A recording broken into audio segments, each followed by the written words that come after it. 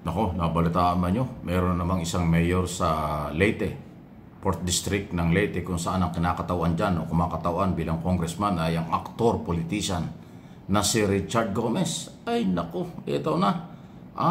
In-expose po nung mayor na tila wala daw development at nasira din daw yung kanilang flood control program at ang sinisisi ay ang kanilang congressman. Pero siyempre yung congressman naman ay bumalik din at nagpaliwanag din ng kanyang katwiran na tila ay para daw nagsisiraan lang. Ayan, nagkakabukuhan na talaga. Kasi pag local official, ang nagsalita at sinuportahan ng mamamayan, talagang magkakaipitan sila. Ito yun, no? Tinawag na stupid mayor ni Leyte 4th District Representative Richard Gomez si Matag-Ob Leyte Mayor Bernie Tacoy matapos nitong batikusin ng congressman pagdating sa flood control projects. Sa isang text message sa Milenary News Channel, sinabi ni Congressman Gomez na kasinungalingan umano ang mga pahayag ni Mayor Tacoy. Sa isang Facebook Live noong August 26, binatikos ni Mayor Tacoy ang isang flood control project na iniuugnay kay Congressman Gomez. Sinabi ni Mayor Tacoy na limited ang suportang natatanggap nila mula sa kanilang congressman sa kabila ng matinding pagbaha sa kanilang lugar. Kaya raw ang flood control project na ito sa Barangay Riverside mabilis na nasira matapos ang matinding pagbaha. Sa isang viral video naman, talaga. So, malinaw na meron hong inirereklamo yung mayor. So, isa sa mga mayor na sakop ng 4th District, ika-4 na distrito ng Leyte na kinakatawan ng actor-politician Richard Gomez. Pinakita yung ebidensya, nakita naman yung video. Talaga yung flood control, yung pader bumibigay. Bakit kaya gano'n? Wala kasi at. Ewan ko, dapat yan matibay eh. So, ibig sabihin, tinipid yung materyales. Mas marami ang buhangin kaysa semento. Baka wala pang bakal yan. So, ayan. Flood control program po kasi, yan po isa sa mga national project. At yan ang controversial ngayon.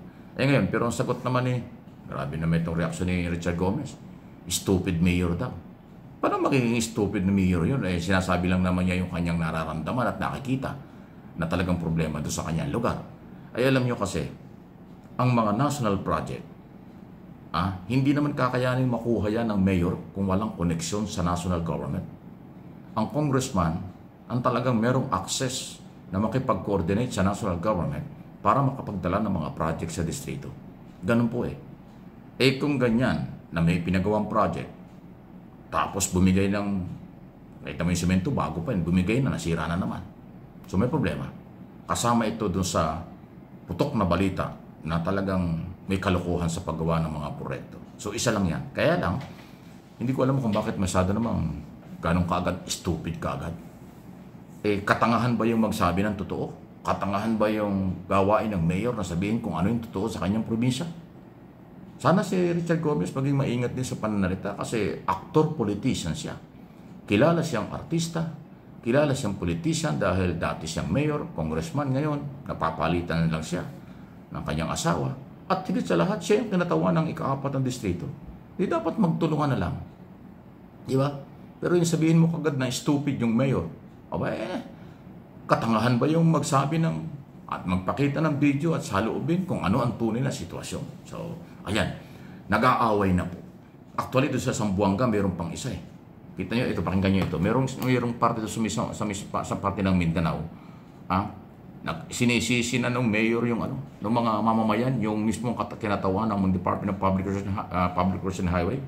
Talagang nag-aaway-away na sila. Nagkakasisihan kasi nabulgar na ang kanilang kalokohan. Sa isang viral video naman, harapang kwestiyon ni Kumalaran Mayor Balong Molina ang ilang empleyado ng Department of Public Works and Highways sa Zamboanga del Sur, 2nd District. Kabilang dyan ang isang engineer. Matapos makita sa kanyang inspeksyon ang umano'y bumagsak na tulay na may bago na naman pondo para sa panibagong kontraktor. Baliwala man ko kayo posisyon ko sa congressman sa gobernador karon. Pati itong tulay dito, ako nang giris. Tunawag no, ingon mo na ako nga i-repair sa likod. Karon nakikita ko bagong funding sa Pads Bro ang nakadaog. Yung mayor. Ano nakalusot na, engineer? Wala pang sagot ang 2nd District Engineering Office ng Zamboanga naman. Sinugod na ng mayor yung mga taga-DPWs. Anong ginagawa nyo ganito? Yan nakikita naman yung lugar. Parang walang ginawa, pero may project. Yan yung So, hindi lang yung magsumbong sa Pangulo, pati yung mga local official ay talagang nagrereklamo na. At yan ho ay magandang development. Magandang development kasi sila, hindi nila pinagtatakpan yung kailang congressman. Hindi nila pinagtatakpan yung kanilang, yung mga district engineer, yung national government. Hindi lang simpleng mamamayan ang nagrereklamo, kung hindi pati mga mayor na walang alam sa project, pero binigyan ng project yung kailangan lugar, pero pumalpak, nasira, o yung iba ghost project. Ganyan na pong kagarapal. Kaya ulitin ko yung sinabi ko na isang araw, napapanahon na ang pagdideklara ng Pangulo ng isang agresibong gobyerno na magpapatigil sa kalokohang ito. Kaya nga ang aking inirecommend at ulit-ulitin ko yan, sarili kong paniniwala yan, revolutionary government ang solusyon. Hindi gumawa ang gobyerno ng parusang bitay o death penalty dahil ayaw ng mga politikong gumawa, baka kanilang pamilya ang tamaan ng death penalty dahil sila yung mga korap. Kaya ang pinakamagandang gawin ng gobyerno, legal yan, revolutionary government.